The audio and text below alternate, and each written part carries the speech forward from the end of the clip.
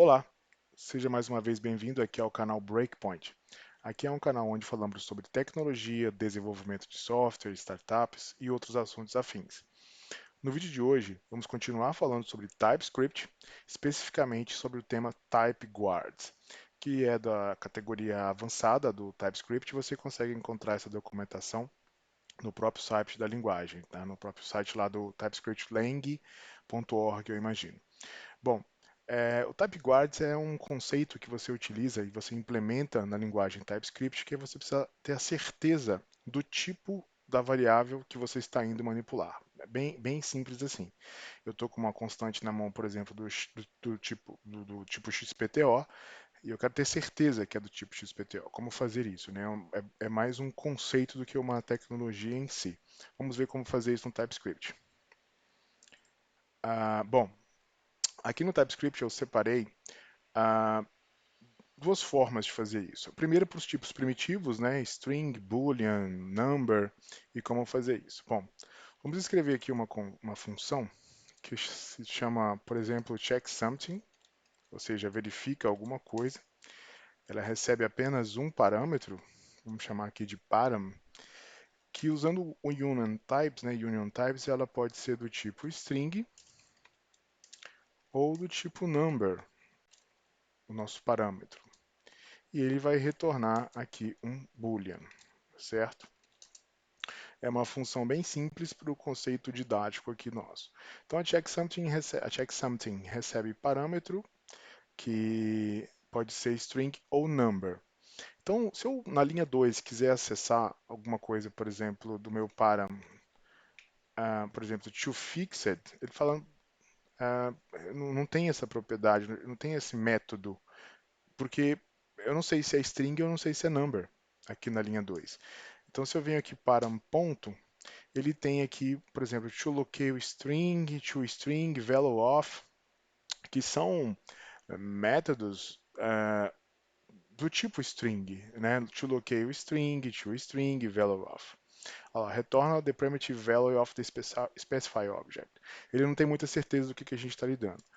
Bom, a forma mais simples de fazer um guard nesse caso é utilizando o type of, que seria o seguinte: if, eu vou colocar aqui uma condição, type of param, aqui eu comparo, por exemplo, com string. Então aqui dentro, o TypeScript já entende, isso aqui em JavaScript puro também funcionaria, né? Ele já vai entender que o meu param aqui, por exemplo, se eu der um substring aqui, ó, ele já entendeu que é uma string, porque eu tenho uma verificação acima, né? Substring aqui, 00. Legal. E se eu colocar um else aqui agora? O TypeScript é capaz de compreender que o meu param aqui dentro é um number? Vamos ver. Param. Olha, aparentemente sim. ToFixed e tudo mais. Ele compreendeu.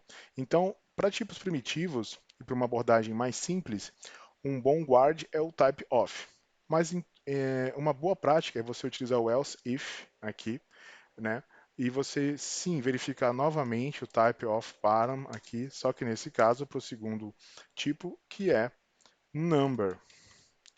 Então agora o TypeScript tem certeza que nesse caso o seu param, por exemplo, to exponential, ele está disponível, o seu param na linha 6 é sim um number.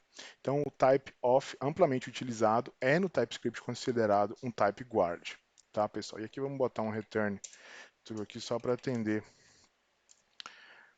a o método, olha, return true, boolean, e aqui,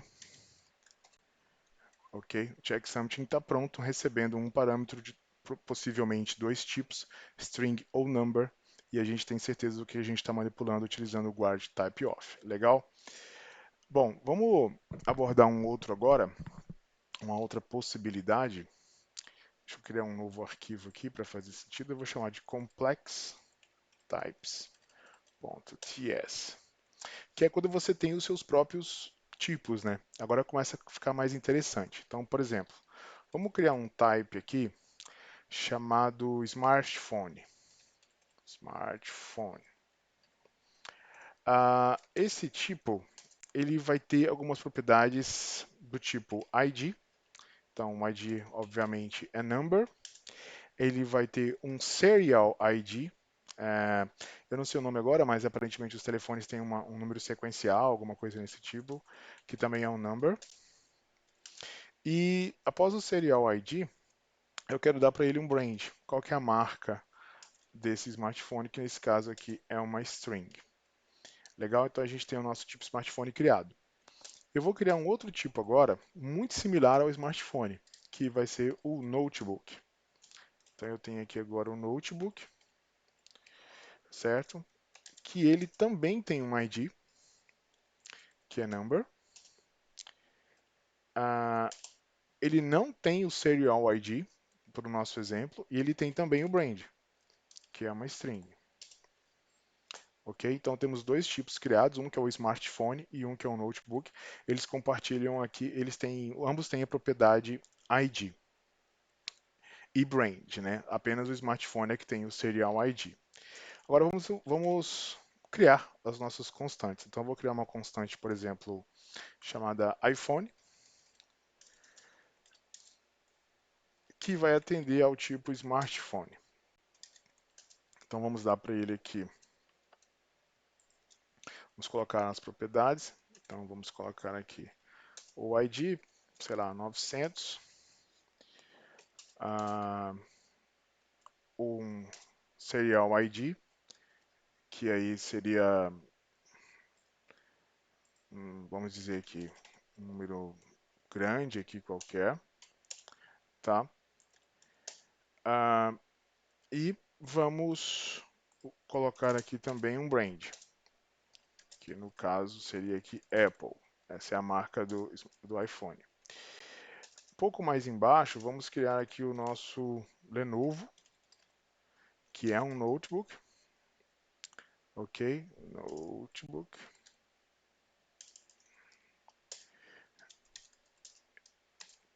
que também tem um ID. Vamos colocar aqui o ID sendo 800. E ele tem um brand aqui que é, não sei a marca da Lenovo, pessoal, mas eu vou colocar aqui um Lenovo assim, desse jeito aqui para fazer sentido. Ok? Então, eu tenho dois tipos, o smartphone e o notebook, e as minhas duas constantes assinando aqui. Legal. Bom, agora começa, né? Vamos dizer que eu tenho aqui uma função chamada, ah, vou botar aqui de check product, para fazer sentido aqui para a gente, tá? A check product, ela vai retornar aqui. Vamos colocar também da mesma maneira que a gente fez no outro exemplo, um boolean, só para exemplo de estudo. A check product, ela recebe um product. Usando o union type, a mesma coisa. Ela pode receber um smartphone ou um notebook, ok? Deixa eu diminuir um pouco aqui a tela para a gente. Legal. Então, dá um return true aqui para a gente entender. Beleza, pessoal. Então aqui eu não posso utilizar mais o type of, porque o type of é para tipos primitivos. O instance of é um outro rolê. Então, como é que eu posso fazer essa verificação aqui do que eu vou trabalhar? Então, por exemplo, se eu vier aqui dar um product ponto, veja que ele trouxe aqui brand e ID, que é do notebook. Porque brand e ID, né, se a gente observar aqui, ó, brand e ID são propriedades que estão nos dois tipos. Mas e se eu quiser acessar, por exemplo, Serial ID? Ele não tem o Serial ID, que é do smartphone. Então, o que eu posso fazer nesse caso para começar a trabalhar aqui? Tem algumas estratégias, tá? A primeira estratégia, por exemplo, é colocar um if aqui, né? Começando a fazer uma condição aqui, que seria o seguinte, por exemplo, se eu tenho aqui o product, tá? Eu vou procurar uma propriedade daquele produto que é inerente a ele, é só dele. Então eu dei um product ponto, olha, eu não tenho aqui, eu só tenho o brand ID, eu estou procurando o serial ID. Se eu coloco o product serial ID, Aqui, o serial, deixa eu ver como é que eu coloquei aqui, serial ID. Aqui ele vai reclamar, né? Ele vai dizer que serial ID não existe, mas aqui embaixo, se eu vier aqui e colocar, cadê? Opa, porque aqui o meu tab product.brand.id. Agora eu posso fazer um cast aqui no meu product para tentar forçar esse tipo de situação. Então eu venho aqui product, né? As smartphone. .serial ID. Então eu estou fazendo um cast aqui. Eu sei que esse tipo de código não é o tipo de código que você vai querer em produção, na verdade. Mas aqui embaixo, ainda assim, veja, só tem o brand e tem o ID. O TypeScript tem dificuldade de compreender que mesmo eu fazendo um cache, ele dizendo, cara, mas está faltando o serial ID, né? Agora aqui embaixo, se novamente eu fizer um cache do tipo, por exemplo, aqui ó, product as smartphone, agora sim eu tenho o serial ID aqui. Mas eu tive que fazer dois caches para chegar até lá. Então vamos imaginar que eu coloco aqui, por exemplo, const serial ID e ele vai pegar aqui. Beleza. E se eu colocar um else aqui e eu tentar acessar product aqui, eu tenho brand ID. Então eu teria que fazer novamente um cache para tentar chegar no notebook e etc, né? Bom, quando você tem essa série de verificações no TypeScript e você precisa fazer muitos ifs, elses para chegar numa solução, pode dar uma olhada na documentação que já tem uma solução mais inteligente para isso. Nesse caso, aqui deixa eu corrigir aqui, a gente vai tentar usar uma prática um pouco mais diferente, que é o quê? Nós vamos fazer aqui uma verificação, vamos criar uma função chamada isSmartphone, que vai, obviamente, né, se a gente fosse trazer isso para o JavaScript puro, o retorno seria um boolean. Mas nesse caso, vamos fazer o seguinte: a isSmartphone é uma função que recebe a mesma coisa. Ela recebe aqui um produto usando, deixa eu até colocar aqui. Bom, eu vou fazer assim, porque depois eu vou alterar o tipo da resposta para vocês compreenderem.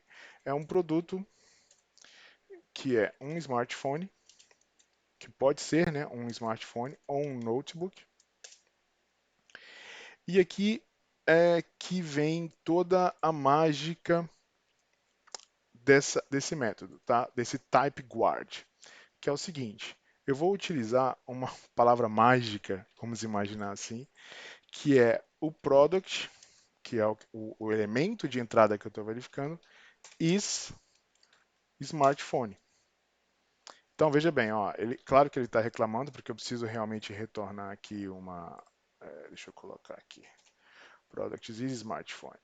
Então, uma função que declara um tipo que não é void, né, precisa retornar alguma coisa. E como é que eu faço esse retorno? Bom, aí eu utilizo uma outra palavra mágica, ah, que seria o seguinte: veja bem, eu sei que a propriedade serial ID, no meu exemplo, é a única propriedade, ou né, eu poderia ter outras, mas enfim, serial ID no nosso caso só existe em smartphone. Então eu vou dar um return, o meu tab aqui não está legal, return, nesse caso seria return serial ID, né? Foi assim que eu coloquei, serial ID in product. Veja, na minha função, vamos recapitular. É uma função que no JavaScript puro vai retornar booleano, mas aqui eu estou dizendo o seguinte: olha, a minha função ela retorna se um produto é um smartphone. É bem semântico isso, né? Então eu posso fazer o seguinte: aqui no meu método eu faço assim, ó. Eu quero trabalhar nesse momento com um smartphone, então eu dou um if is smartphone e passo o product para ele.